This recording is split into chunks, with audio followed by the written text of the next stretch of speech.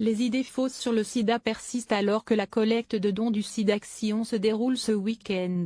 Deux sondages révèlent que les connaissances que les Français ont du sida et du VIH ne s'améliorent pas, en dépit des campagnes d'information menées depuis plusieurs années. Le constat est inquiétant, plus de 30 ans après l'apparition de l'épidémie, le niveau d'information sur le VIH ne s'améliore pas auprès des Français.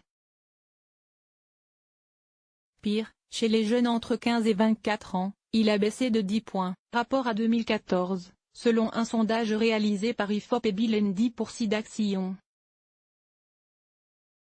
Si la peur du sida continue d'être très présente, 71% des sondés tous âges confondus et 80% des jeunes, elle, n'empêche pas les comportements à risque ni la persistance des idées fausses entourant cette infection mutuellement transmissible. Les modes de transmission du sida mal connus. La connaissance sur les modes de transmission du sida VIH est particulièrement imprécise ou erronée.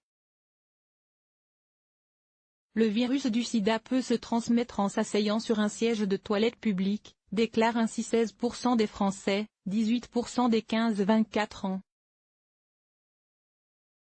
L'utilisation d'un produit de toilette intime est efficace pour empêcher la transmission du VIH-Sida, 15% des Français, 12% des 15-24 ans. Le virus du sida peut se transmettre en embrassant une personne séropositive, 15% des Français, 21% des 15-24 ans. Le virus du sida peut se transmettre en entrant en contact avec la transpiration d'une personne séropositive, 15% des Français, 21% des 15-24 ans. Il existe des médicaments pour guérir du sida, 22% des Français, 23% des 15-24 ans. Une autre étude, réalisée pour la mutuelle étudiante, SMEREP, confirme la désinformation des lycéens et étudiants français sur ce sujet, ainsi que leur manque de vigilance dans leurs pratiques usuelles. Pour 15% des étudiants, il est ainsi possible de devenir séropositif par une simple piqûre de moustique.